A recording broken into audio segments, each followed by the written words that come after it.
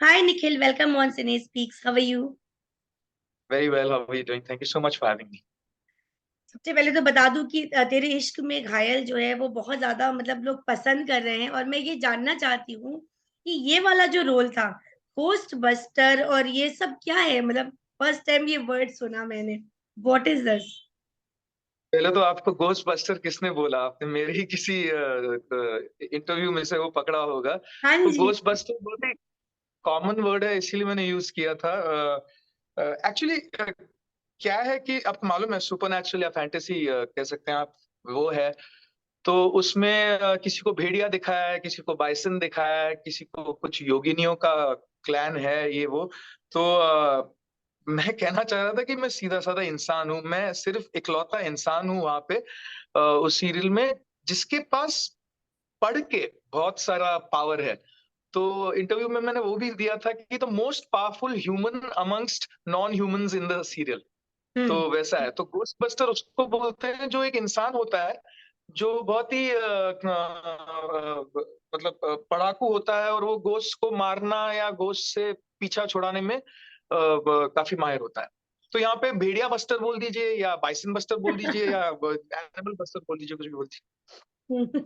तो वैसे तो निखिल आपने कुछ नेगेटिव रोल्स भी करे हैं, तो मतलब सूट नहीं करता पहली बात तो। मतलब आप इतने अच्छे गुड लुकिंग एकदम सीधे साधे से लगते हैं, तो कितना टफ होता है उस मतलब जबरदस्त वाले नेगेटिव रोल में जाना। शुक्रिया।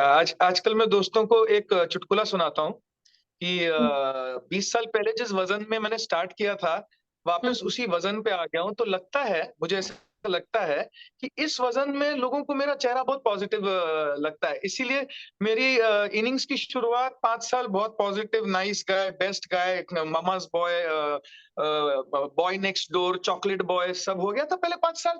फिर एक दौर आया जब 10-12 साल खाली लोगों को नेगेटिव ही दिखने लगा।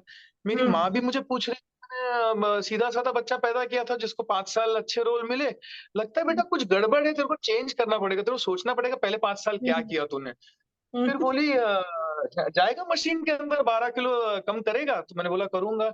जैसे ही किया मैंने वापस ये तो एकदम सिमिलर नाइस गाय का रोल मिल गया। तो मुझे लगता है फॉर्मूला उसी उसी में है कि you just stay fit, and when the face becomes thin people start fighting the good boy in me. तो अच्छा, आपको भी लग रहा है कि मैं सीधा साधा लग रहा हूँ? अच्छा। हाँ हाँ, मतलब ऑफ कोर्स आपको कोई पहली बार थोड़ी मिल रहा है। तो निखिल, टफ होता है क्या मतलब नेगेटिव रोल में जाना, क्योंकि बहुत अलग होती है पर्सनालिटी। देखिए, अगर मैं प्लीज, मैं बहुत डायरेक्टली बोलूंगा आपको। कभी कभी सीरियल्स करते करते करते, और अभी तो 15-17 सीरियल हो गए हैं, कभी कभी बहुत रेपिटेटिव रोल आता है, और लोगों को लगता है कि नेगेटिव रोल, हर नेगेटिव रोल बहुत मुश्किल होता है। नहीं, नहीं। अगर वो कट एंड पेस्ट वाला जॉब हो ना, ये same role same role, same negativity, वो टफ नहीं होता।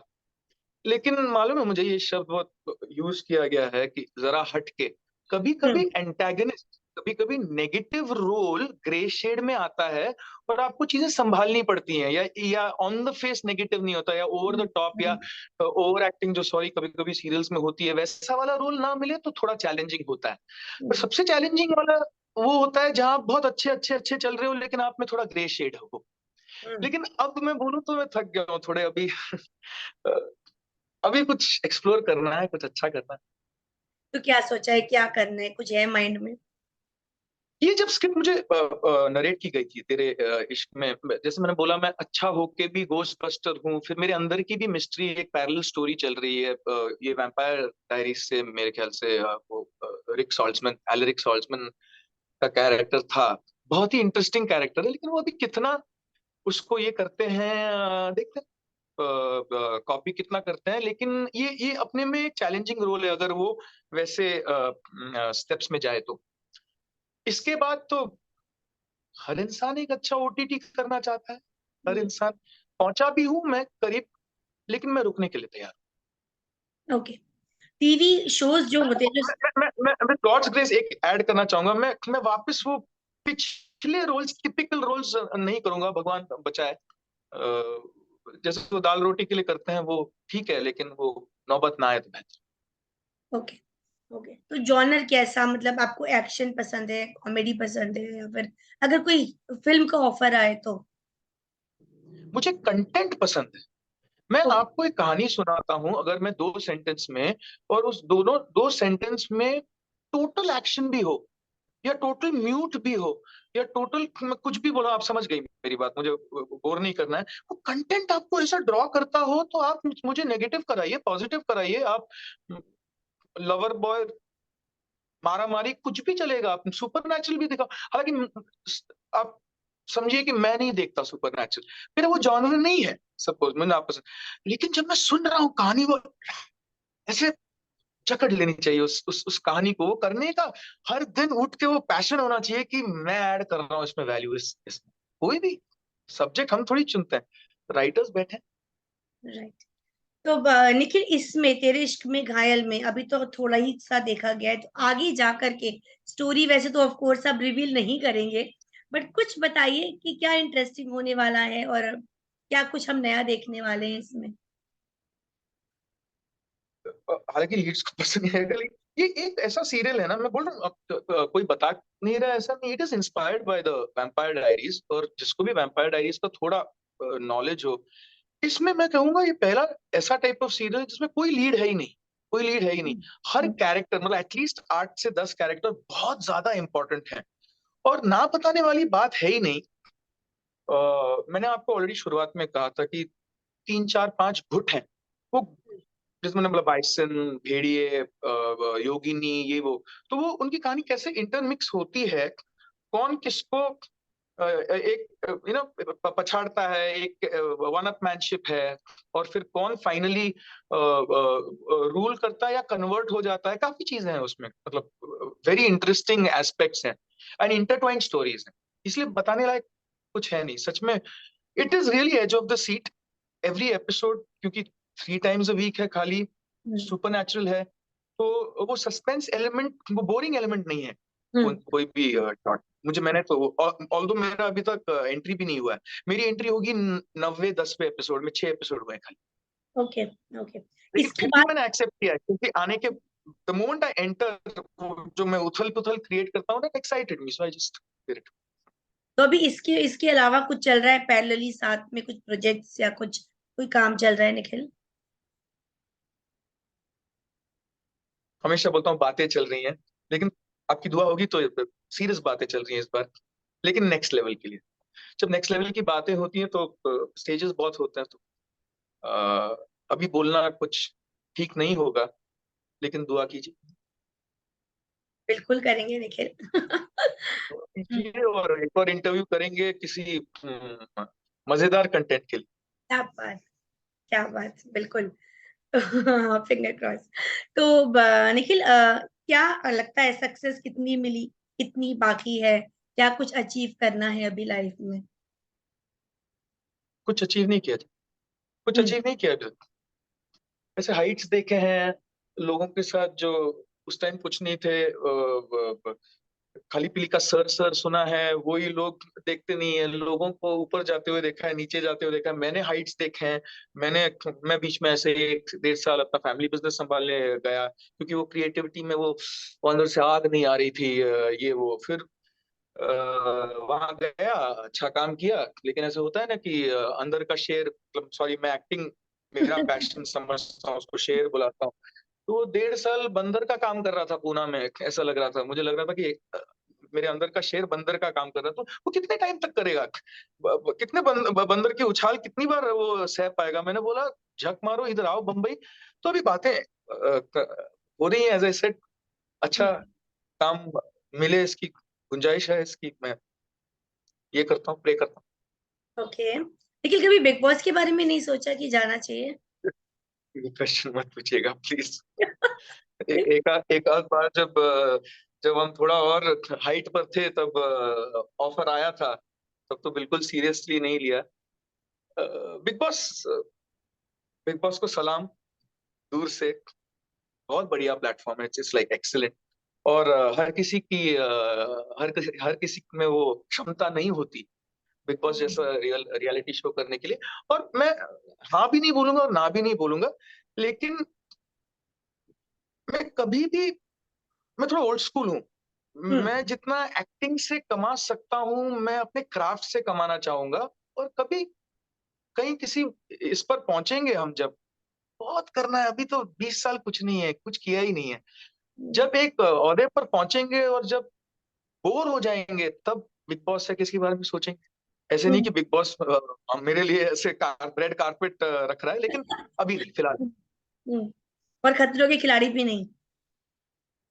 पहले कंट्रोवर्सीज करेंगे थोड़े, फिर ये सब वाह। वाह। बिल्कुल स्ट्रेट फॉरवर्ड करेंगे। आंसर। Very good. तो ऐसा ऐसा ऐसा कोई डायरेक्टर है दिमाग में कि भाई अगर ये मिल जाए तो मजा आ जाए, ऐसा कुछ?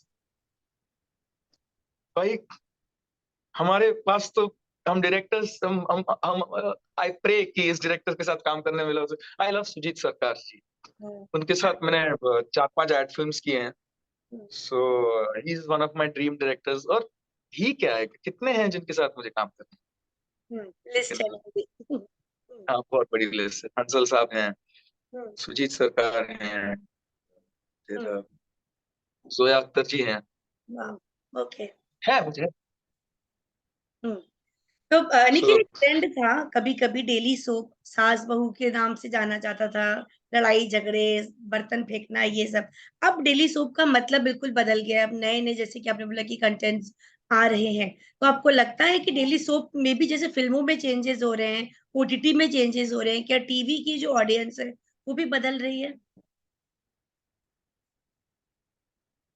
मैं पहले भी समझता था, और अभी भी मुझे लगता है कि टीवी देखने वाली ऑडियंस और ओटीटी देखने वाली ऑडियंस जुमा जुमा एक 5-10% कॉमन होगी।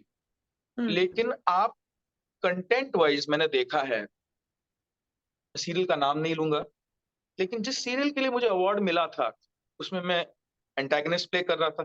उसमें मेरी गर्लफ्रेंड को मैंने प्रेग्नेंट किया था। वो प्रेग्नेंट 3 साल तक रही। हम्म। उस लड़की के साथ मैंने 3 वैलेंटाइंस डे, 3 दिवाली, 3 होली, 3 करवा चौथ, 3 सब कुछ बिताए। तब तक बेबी बाहर नहीं निकली, बच्चा हम्म। बाहर नहीं निकला। और उसी हम्म। पर ड्रामा चलते रहा।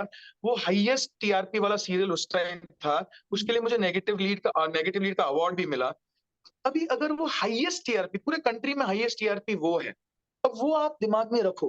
मैंने जो बोला, अभी आप वो ओटीटी में दिखाने की कोशिश करो, आपको आईएमडीबी में 0.5 भी नहीं मिलेगा, या जो भी आपके पैरामीटर्स हैं। लेकिन देश का एक बहुत बड़ा तबका ये भी देखना चाहता है। या वो एग्जैक्टली। रोज आपको ये देखना चाहता है, चाहे वो बच्चा 3 साल के लिए नहीं निकले तभी भी चलेगा। और वो जो देश का तबका है, उसको जो आप अगर मिर्जापुर और फैमिली मैन या आप समझते हैं, पाताल लोक दिखाएंगे, बोलेंगे छे ये क्या है। दूसरी बात, ये आप फैमिली के साथ नहीं देख सकते। बहुत, अभी बिग बॉस, कितने बिग बॉस के व्यूअर्स हैं, कट्टर व्यूअर्स, वो ओटीटी देखते ही नहीं है। राइट। कितने ओटीटी लवर्स वो बिग बॉस नहीं देखते हैं। तो हम्म। मुझे मालूम है, बहुत लंबा क्वेश्चन आंसर दिया मैंने, लेकिन ये समझ में नहीं आएगा। लेकिन एक बात है, टीवी का एक दायित्व है, कि हम्म। टीवी का एक दायित्व है कि जो कलेक्टिव ऑडियंस है, पब्लिक है इंडिया की, हम्म। उसकी इंटेलिजेंस थोड़ा थोड़ा थोड़ा थोड़ा बढ़ाने की। हम्म। ऐसे नहीं कि क्योंकि ये चल रहा है, मैं वही रिग्रेसिव कंटेंट 5 साल, 10 साल, 15 साल, 20 साल, 25 साल वही चलाऊंगा। हम्म। अब ओटीटी का जो फैमिली ऑडियंस नहीं देख सकती है, वो आप निकाल दो ना, वो निकाल दो। लेकिन वो कंटेंट थोड़ा थोड़ा, यहाँ पे फाइनाइट कंटेंट टीवी पर भी लाओ, हम्म। चलेगा आपका। थोड़ा फैमिली वाइज कर दो उसको, वो नहीं हो रहा है। मुझे दैट्स व्हाट आई थिंक। हो सकता है मेरा मैं गलत हूँ। मेरा एक्चुअली क्वेश्चन भी यही था जो आपने अभी आंसर दिया, कि ऐसा क्यों है कि मतलब टीवी को बिल्कुल एक पर्टिकुलर डेली सोप का एक इमेज ही अलग है, अलग कर दी गई है। तो आई गॉट क्योंकि माय कमर्शियल्स, वैसे ही कमर्शियल्स भी तो देखने पड़ते हैं ना उनको। जैसे आंसर। मैं चाहूंगा, सॉरी बोलना नहीं चाहिए, बहुत सारे सीरियल्स अपने आप ना चलने की वजह से, आई मीन, बुरा लगता है कि 6 महीने ही चलते हैं, 4 महीने ही चलते हैं। हम्म। हम्म। आप एक सीरियल ही क्यों नहीं 6 महीने के लिए बनाते हो, जैसे हमारा इसमें घायल है, हम्म। 52 एपिसोड्स। वैसे ही आप एक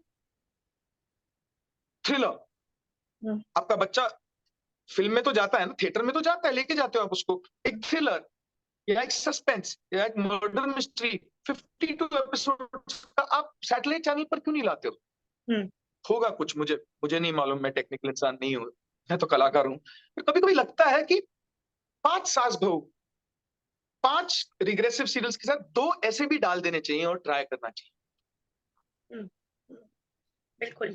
तो ज्यादा समय नहीं लूंगी, निखिल लास्ट 2 क्वेश्चंस पूछूंगी आपसे कि ऐसा कोई टीवी एक्टर है, आप खुद एक इतने बड़े एक्टर हैं, बट कोई ऐसा एक्टर है जिसको फॉलो करते हैं या बहुत पसंद करते हैं?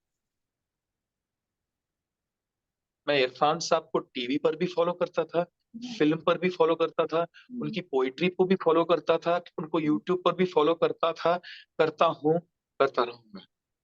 क्या मैं बात नो क्वेश्चन आस्क्ड। वैसे मैं अगेन डायरेक्टर मैं कुछ भी नहीं हूं, मैं बहुत छोटा हूँ। मैं डायरेक्टर्स और एक्टर्स की फेरिस्ट लगा सकता हूँ कि ये मेरे पसंदीदा हैं। पंकज कपूर साहब उस समय पर दीज आर अनटचेबल, लेकिन उस आदमी ने मेरे जहन में एक छाप छोड़ दी है जो जो नहीं जाती। तो मतलब बहुत दुख हुआ होगा जब जो आपने उनका सब इम्पैक्ट कुछ। हम्म। मैं वो मैं नहीं बता सकता वो दिन वो। और वो ऐसे ऐसे खबर आई एक साल हम्म। नहीं, सब कुछ बहुत जल्दी। इतना देने के लिए बचा था उस इंसान में। हम्म। पंकज कपूर साहब एक्टिंग नहीं करते, लेकिन जब करते हैं तो हम्म। ट्रेमेंडस। हम्म। तो निखिल, चलते चलते अपने फैंस के लिए कुछ मैसेज हो जाए और बता दीजिए, नया साल का 1-2 महीना ऑलरेडी निकल चुका है, ये साल आपने अपने लिए पर्सनली क्या कुछ सोचा है, नॉट प्रोफेशनली? मैंने एक बात हम्म। मैंने एक बात, वो छोटी चीज है, सॉरी मैं लंबा नहीं भाषण, एक ही भी मैंने चीज सोची है कि मुझे निखिल निखिल आर्या से 20% बेहतर बनना है। मुझे पुराने निखिल आर्या से जस्ट 20% बेहतर बनना है। और हर साल ऐसे ऐसे से मेरा बाजू वाला, मेरे बगल में इंसान मेरे से 100 गुना ज्यादा बढ़ के चले जाए, मैं उसके खुशी में सच में बहुत खुश हूंगा। लेकिन मैं अपने से 5%, 10%, 20% बेहतर बनना चाहता हूँ, ना कि मैं और अपने ही सामने मैं गिरना नहीं चाहता। बस मुझे और दूसरे की रेस में कोई उससे कोई लेना देना नहीं है। क्या बात, बहुत ही स्ट्रेट फॉरवर्ड और ऑनेस्ट इंसान है आप निखिल। सो वेरी रेयरली हमें ये देखने को मिलता है एक आर्टिस्ट में, बहुत कम, which is रियली मतलब seriously commendable. So thank you so much, बहुत मजा आया आपसे बात करके Nikhil, and all the very best हर चीज के लिए जो भी आपके पास आने वाली है उन सब के लिए। Okay Nikhil, take care, bye bye. Bye. Thank you so much.